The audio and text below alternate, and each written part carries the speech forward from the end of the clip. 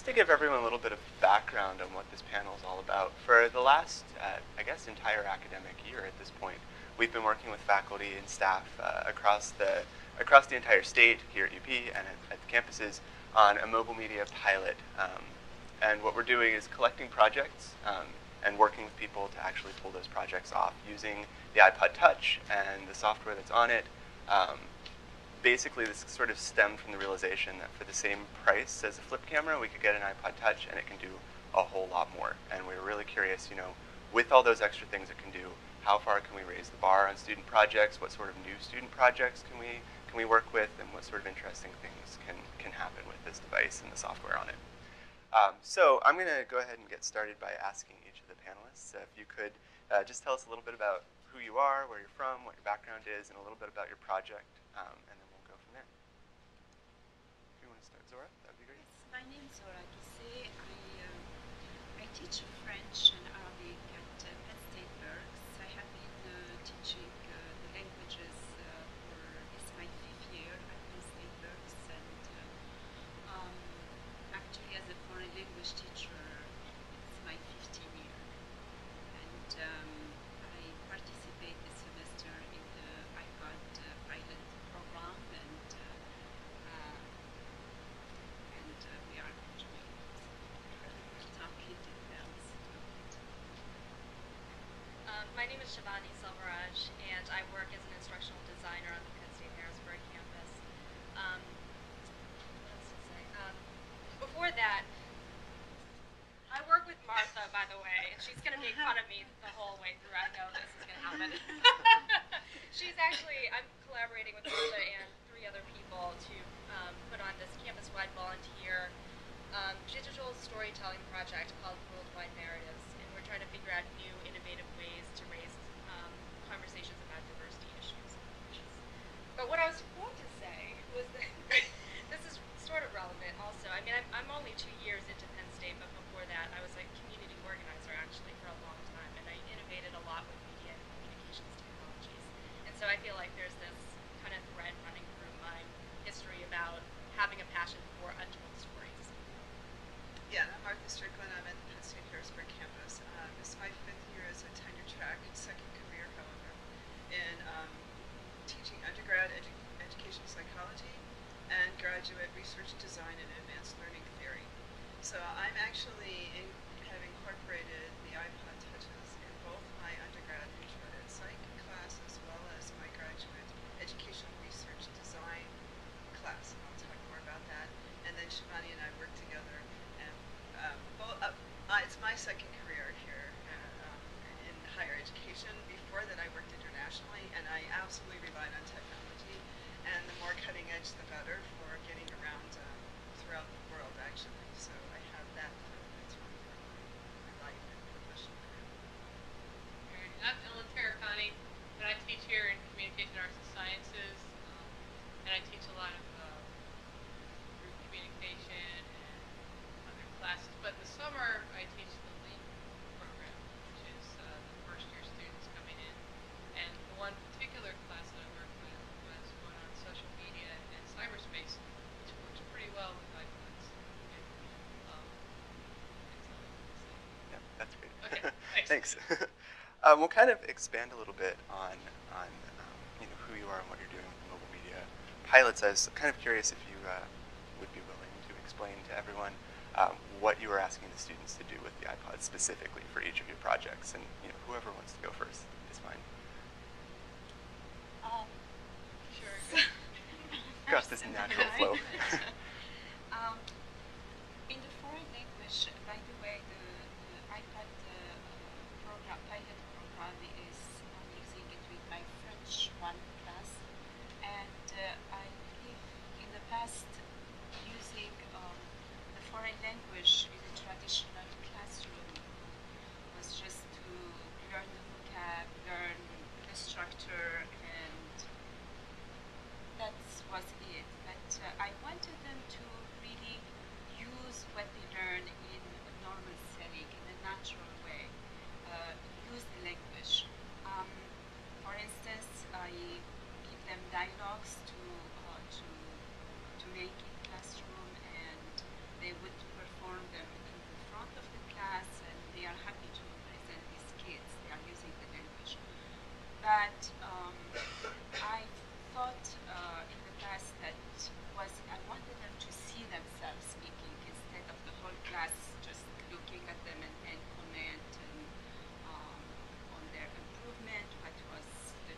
challenging in their what was the challenge in their um, skits, but using the iPad, it did help them record their dialogues. They were recording the dialogues, edit them in the same classroom session, upload them to YouTube videos where we had, because we created a YouTube account, and then by the end of that classroom session, we projected we opened the videos and they were able to see themselves, and then that was one of the self-evaluation for the student. We could see what they were doing, they could improve for the next classroom.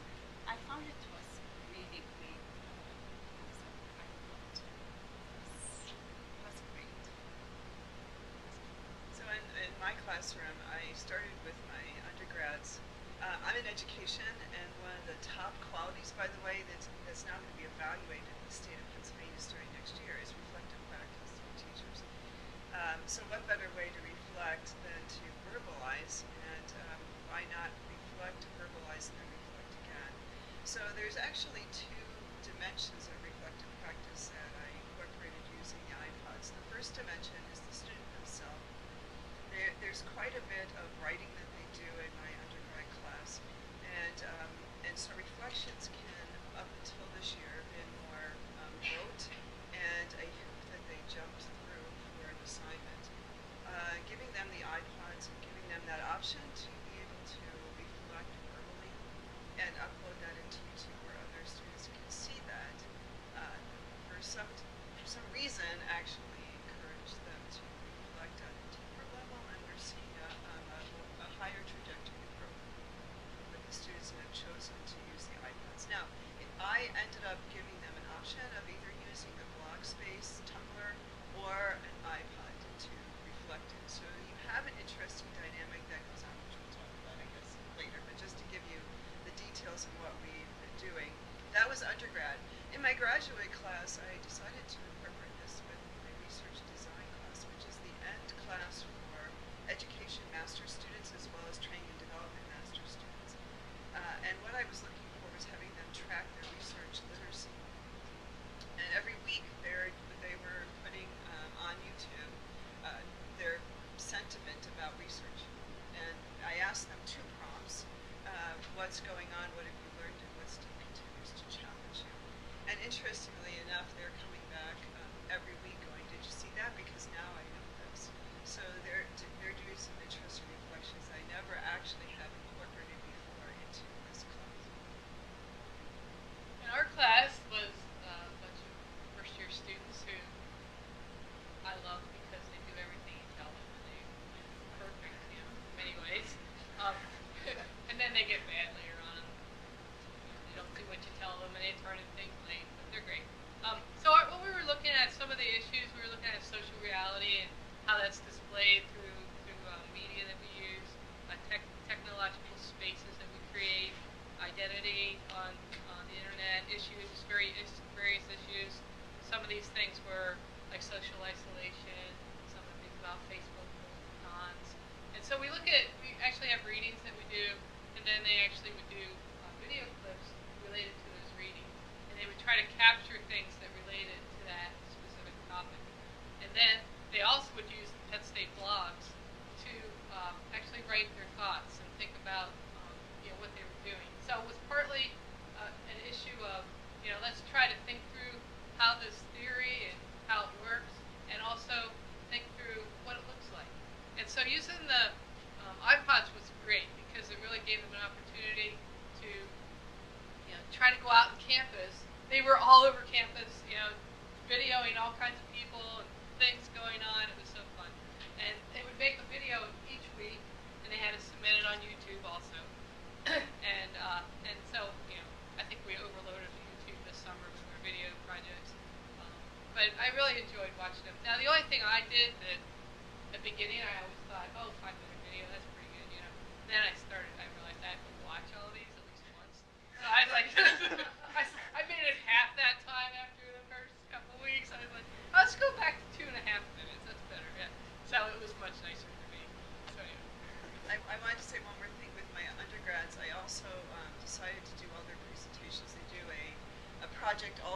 register on researching an issue of diversity. And then up until this year, we've had them present in person. We're doing it they're creating a movie for their presentation, and then they're getting a choice. I have a Monday morning 8 o'clock class. So for the month of November, they're coming in later Monday morning, and they have a choice of when they want to see these presentations and have them available for the exam. And with worldwide narratives, it's really kind of an experiment between using the iPod touches and then VoiceThread. And so we have the students, actually to be accurate, it's mostly students, but there's actually one staff person and one faculty who are also involved in the project. And it's voluntary, it's not part of a class, and so we had 20 participants come for a training and get trained with both Martha and Joe Tyler on our campus, who her research focuses on storytelling. And so they got introduced to different ways of thinking about telling stories and also listening to stories and what that can do to change an environment.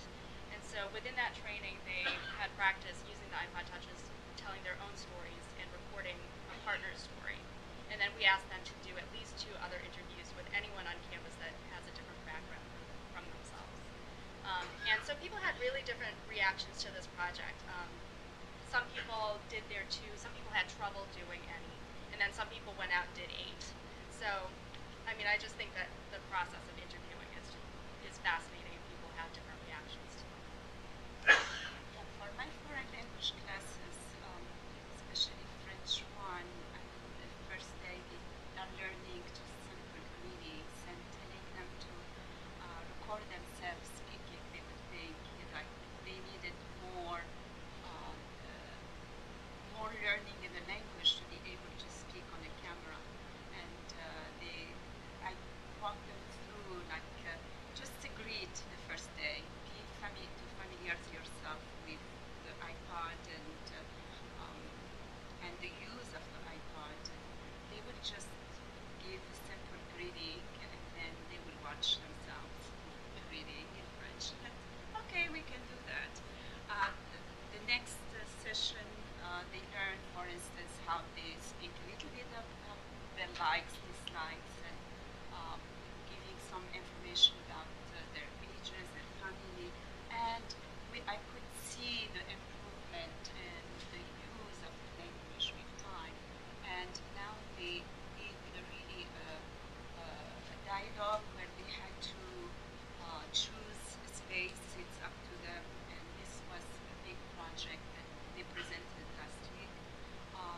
It was not in the classroom, but some of them, they used the restaurant in around Berks area, a French restaurant where they went and they ordered food. And some of them, they made a commercial on the snackies. I mean, they came with these ideas. This surprised me how they were very creative. You just give them the device and the creation is there, and they were really enjoying it. It's fantastic to hear. Yeah. Since we had these descriptions of what the projects were, I know most of you guys have some examples of the student projects. Carla, would you mind maybe playing some of those? Just so everyone can see. I don't know, I'd love to see Shivani's example, but whichever one you have up. Should sure. I go over there? Yeah, if you want to. Sure. Can I ask a question? Absolutely. If anyone has Is this your questions, first please. time doing this for your class? The first time with the iPod Touch, but in the past I used the flip cameras. Have you thought, like on the first day of the next class, to show first day, last day to the kids? The first day I did show the student what the last class last year, but using the flip cameras, what they did. And then, of course, that it was a motivation. Yes, we can do that. But I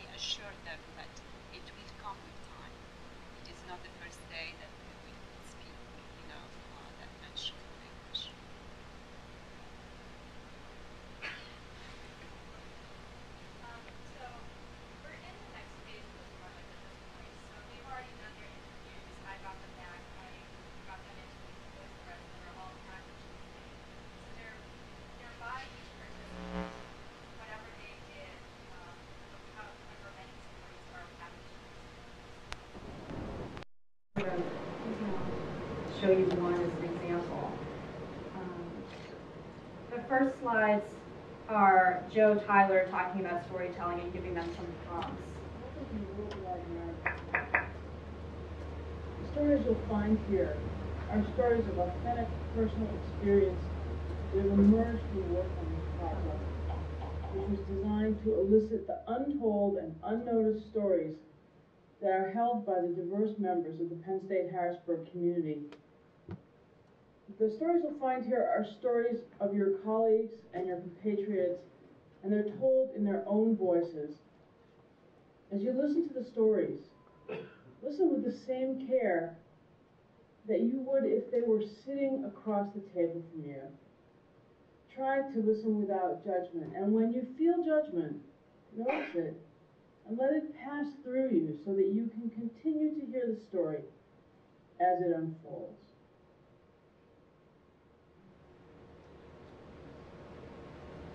So basically, I'm not going to play, this will probably take too long to go through her 3 intro slides, but basically these are the prompts for their listeners. Now each of the original participants, those 20, they're now gathering 4 or 5 friends or colleagues at this point to listen to these voice threads. And so these are the prompts for their listeners to orient them to what this project is, how to listen to these stories, and then also how to comment in VoiceThread. So that will be the next phase of this. But then you can see, so there are 3 stories here in this particular VoiceThread. Some of them have more, some of them have less. But so each of the listeners who are now the participants are going to be listening and commenting.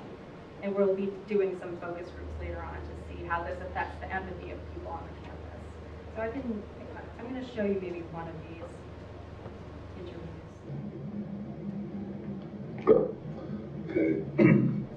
Well, that experience that had a powerful impact on me here at Penn State. There are many, but I'm choosing this one particular one because I think it has so many dynamics to it. I'm a psychology major. I was attending the class positive psychology, and there was this other African American female in my class. Obviously, I think there was only 3 African American people in the class of about 30, and I don't remember exactly what the topic was, but it had a lot to do about how you feel about yourself in other environments, and what do you do if people are against you in your beliefs or whatever in a particular situation. And she was describing how hard it was for her, coming to school. She's also a single mother.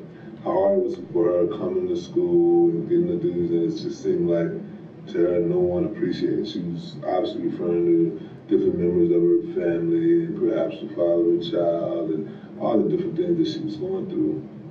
And as I'm hearing that, it kind of gave me a reflection of being here at Penn State. It was like my life coming full circle. And I relayed to her, first of all, I'm also a non-traditional student, so I had a lot of angst about coming back to school, being nervous, and getting back into the environment, swing, will I measure up, things have changed so much, how far behind am I, all those sort of things, when going to make change in life. And once I overcame that, I'm also the first person in my family that graduated from college with a college degree, so I felt a lot more pressure. I had the pressure coming back as a non-traditional student. I felt the pressure of breaking that barrier, of trying to change the legacy of my family so it becomes routine for people going to college. True, a lot of it was self-imposed, and I seen her doing the same sort of thing. For me, it wasn't about other people, being happy or recognizing what I was doing, but it was really about the wheel of overcoming the pressures, dealing with the pressures, living out your dream. What do we need to do, to get to that point? And it was at that moment that I felt like, I was at the perfect place at the perfect time to relate. Because not only when she was saying it, I could actually feel her pain. And she's on the very verge of tears. And then I saw so much of my mother in her, who was a single mother, in her teens and stuff, raising 2 sons, my brother and myself. And I explained to her, this girl in class, I said, a lot of times when we doing things, when we're going to better ourselves, and we're trying to help others, people don't always notice, or we think that they don't notice. I told her, I said, you know, that story to you, that was a single black mother. She was a teen parent of two kids, and she had dropped out of high school, and her father kicked her out, so she was living in the project with these two kids with no high school diploma, you know, no skills to speak of. But she went back to school and she got a GED, you know, and then she went from there and she went to Vo Technical School and she got her nursing license at LPN, and she moved her two boys out of the projects into a better neighborhood, not the best neighborhood, but a better neighborhood. And, you know, she went back to school and she got her cosmetology license, and, you know, she did all these things, and she put her kids to school. And then I'm sure she felt a lot of time that no one was looking, no one was thankful, right? That no one was paying any attention, that was out for nothing, but somebody was listening, right? Because I was that little boy who was watching her moves. And so when it came my time to question myself about bettering myself, I had an example. See, that I seen something and I know that, listen, out of all the barriers that she came with, there was no excuse for me. Right? In the same way she dealt with her situation and bettered herself and proved I could do the same. Right? And now here I sit as the first college graduate in my family. Right? And that she should take that same mold and have that in mind when she's doing for her kids and for her life. That we don't always see the reward right then, but if we stay the course and we do the right thing for the right reason, there will be a reward.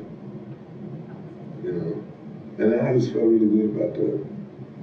That was, to me, my whole experience at Penn State coming full circle, right? Coming in unsure and now being able to use those feelings and pay back into someone else's life. You know? To me, that kind of sums up what it's about, what college should be about, what life should be about, right? Receiving and giving back that which we receive. And then on each of these, we have a last slide that sort of thanks people, and all the participants will get these, we can have these buttons made, and we'll have a day of listening that culminates and shows all the different stories. So I'm realizing some things that I might have left out.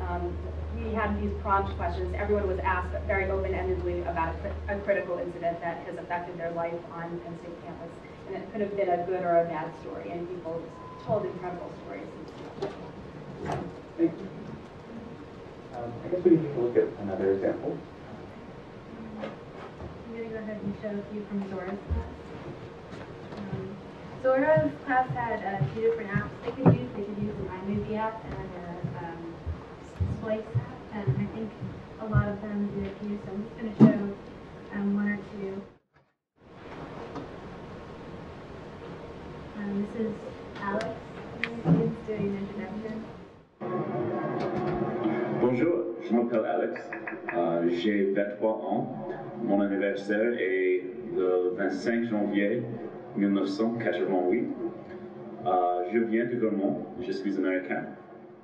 J'aime faire du ski et faire de la voile. J'ai une classe de français et 2 classes de psychologie. Au revoir.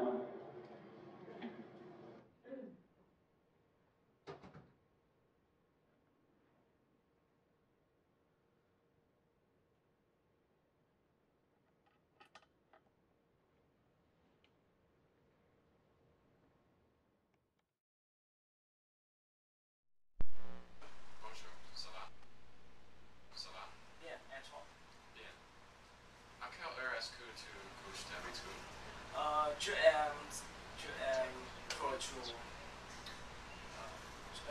c'est lire avant tes coaches. Est-ce que tu prends un bain ou est-ce que tu douches? Tu aimes ce que tu douches. Tu utilises du savon ou du gel douche?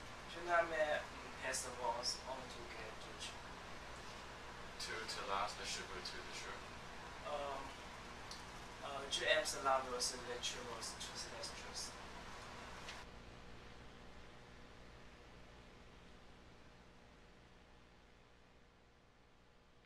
I think while they're choosing another one, does anyone have any questions about the sorts of projects that are being done?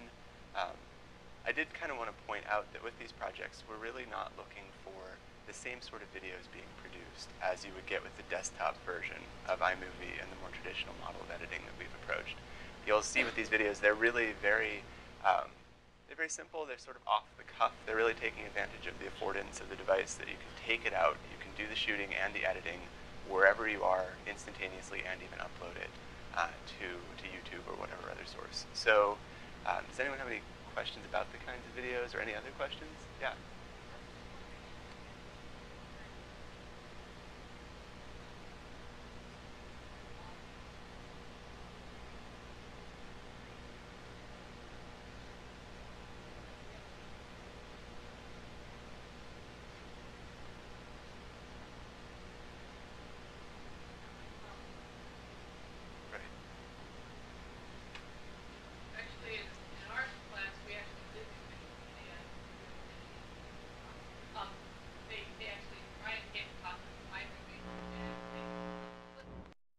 Put it all together, which you'll see an example of, hopefully.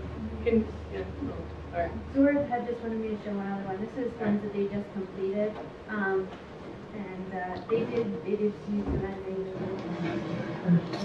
Actually, this is a culture of they did not speak in French. Switzerland is a federal republic with a population of 7.9 million people. This is the capital, Bern. However, Zurich is its largest city.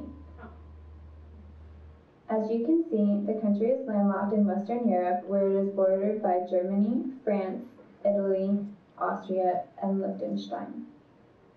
Switzerland's climate is generally temperate but can vary greatly between localities, ranging from a near Mediterranean climate at its southern tip to glacial conditions on mountaintops. The Alps create an unusual weather phenomenon known as the Föhn, which is an unexpectedly warm wind bringing air with low humidity to the northern face of the Alps, while the southern face has periods of heavy rainfall.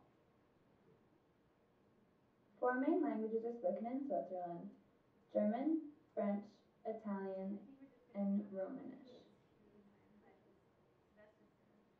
Skiing, snowboarding, and mountaineering are among the most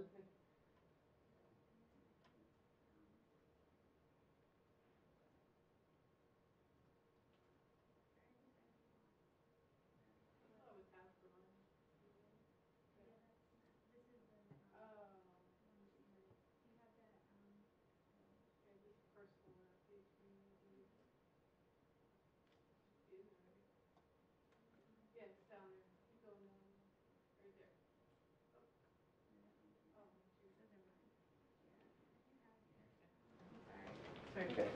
Well, yeah, and So I wanted to just say I don't know, you may be thinking this or maybe not thinking this, but your question provokes this, is that what I'm finding is that the novices are gravitating towards this. The people that are experts who have been doing this a lot on their own iBooks or iPhones, etc., are not thrilled with the iPods. As a matter of fact, they tossed them aside pretty quickly for their own equipment. And so you do have, I found my novices tend to like the iPods, but then they've never done anything like this. So they have gravitated towards this, but the graduates, not so much. Now, interestingly enough, my grad students have really gravitated towards it. And I think it's because we have this interesting multi-dimensional response. Is it an assignment, and what should assignments look like? Is it a video that requires performance and authority, or is it authentic, and what's that difference? And then is it a static thing, or can it be fluid? Can you keep co-constructing the meaning with your professor? And I think those three aspects become incredibly important when you're using it for an assignment. What we did at the end here, I had them pull together all the work they did, pick highlights, and put together a final project from that. They all use music too. I also told them they can stop using so much music.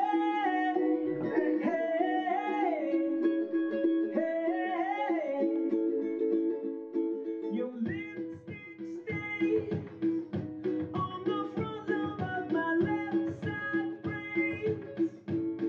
I knew I wouldn't forget you, and so I went and let you blow my mind. Your sweet moon.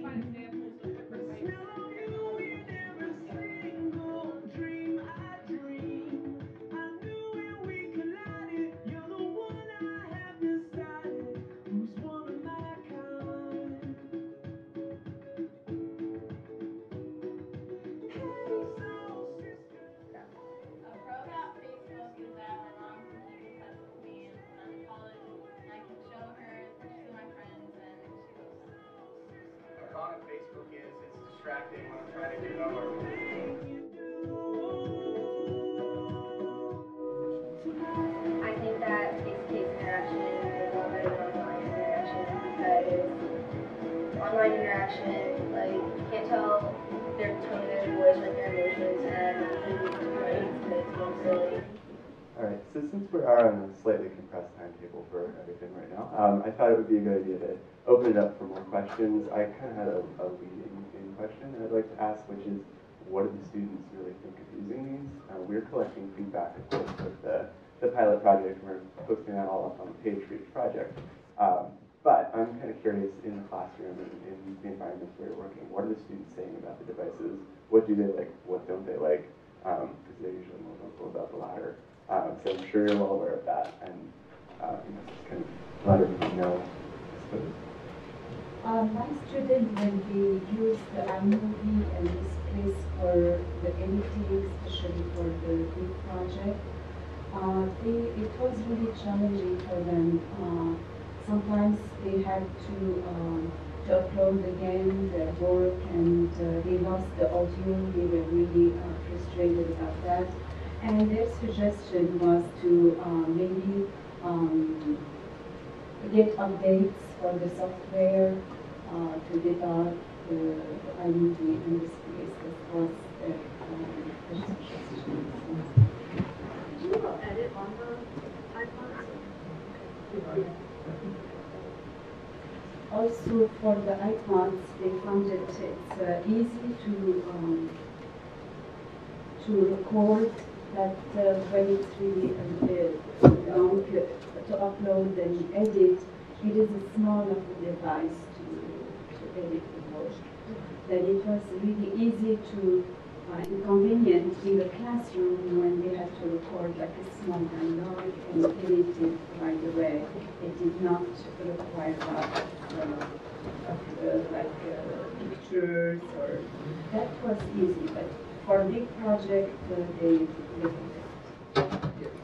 did not. They suggested iPads. Well, in my project, I guess, editing was not part of what this was about. In fact, that was a philosophical choice on our part as well. We didn't want people's stories to be edited and manipulated by anyone, really. Because who are we to say what should be in and what should be out? And so we just had the students really using that to record, which was fine, and that was important. The immediacy and the direct connection was really the important thing in my project. I think the trouble was more when I had to take all that footage and then create the voice threads, and then the workflow was a pain. But part of it was also, I think, I discovered, very late in the project that I had the 2009 software for iMovie, which made a big difference. But I think it's also partly the geek in me, that I am very resistant to being forced into Apple's ecosystem. I want to have more options of how, a lot of what I could have done would have happened quicker, or I would have had more ideas of what to do with things if I had more accessibility to the footage. Just getting the footage off of the iPods was a big hassle. And that's what my students found, was the upload was too cumbersome. Most of our students on our campus are working 30 to 40 hours a week, and they're carrying 18 credits. So they'd rather go to something familiar than to try and do something that was just it looked familiar, but was taking too much time. The upload was taking too long. I think overall our students liked it very much, and some of them actually used PCs, and some of them used Macs, and they were working in their dorm rooms. Some would go to the labs. But before I say anything else, I do want to say that I appreciate Media Commons very, very much. And so many of you in this room have helped me so many times with so many classes, and I just really appreciate you guys and all you do. So thank you. You're great. Also, I guess I want to just add too. They loved the iPod Touch. We didn't have them do anything very complicated with them for their part. They could have really used any other mobile device. But I think that there is something to be said about Apple producing the ultimate consumer devices. The sex appeal of having an iPod Touch and our ability to say that you'll have an iPod Touch for a good part of the semester to play around with was, it wasn't the draw for students. Everyone had another motivation to take part in my program. I think it was important to, and useful. Yeah, I mean, they're welcome. the evening I handed them out, I felt like Santa Claus. Like, they were so incredibly excited. Oh, yeah, it is totally exciting. And What was the learning objective? That's what I'm struggling with. Yeah, the worldwide narratives. Are you asking about that or anything? Yeah, which one are you? From what I've seen. Because the worldwide narrative there's certainly the was sexiness of the technology, but I'm curious again. How did your learning objectives tie into the use of that technology? The French class, I can understand filming yourself, and okay, that helps me understand, how I'm conversing, maybe the words that I have to study a little bit more. But then the Switzerland thing, that seemed like something that somebody could get off of Wikipedia and produce. So again, what kind of learning besides the technological learning is occurring on these projects? Actually, in French, we know that the language, learning the language, learning the culture of language, they go together. In class, I don't teach, I teach the language, and I try to cover as much of the culture of the language when the language is spoken. And talking or giving them the project to do the research and present to the class, share the culture of a certain about certain countries where that language is spoken. If I ask them, just go ahead and I want you to go and learn about Switzerland or about, I don't think they will do it. But doing that research themselves and sharing it with the class, that work it is done and the culture is already learned, that we able them to learn the culture of that language. This is one part. Another part of using the language, actually before they get to filming each other talking, getting to that point, they learn, as I mentioned earlier, they acquire the vocab, they acquire the structure, and they sit and they write the script. Then they are learning how to write and read, and also it does enhance their speaking abilities when they are speaking in front of the camera, and the listening, because when they watch themselves, they are listening to what they are saying. And the objective is to enhance all these skills using the iPod. I felt it when I use it in the classroom, it did slow my teaching process because I'm giving the time for recording and editing and watching, but I think it is worth doing. I hate to do this, but just one real quick. Okay. Technology, because I hear you, and there's two precise objectives I have. This is pre-service teachers, 40 of them, as the gatekeeper class get into the major. Number one, they have to be comfortable approaching technology and using it all kinds of ways. So right away as a teacher, even though this may not be in existence 2 years from now, they better understand how to approach technology and use it well, right? So that's an overall objective. The second one with reflective practice, it has to be verbal as well as written, and you have to continue to cycle through that reflective practice. They're putting them together in a final presentation on who they are as a learner using theoretical framework. Thank you.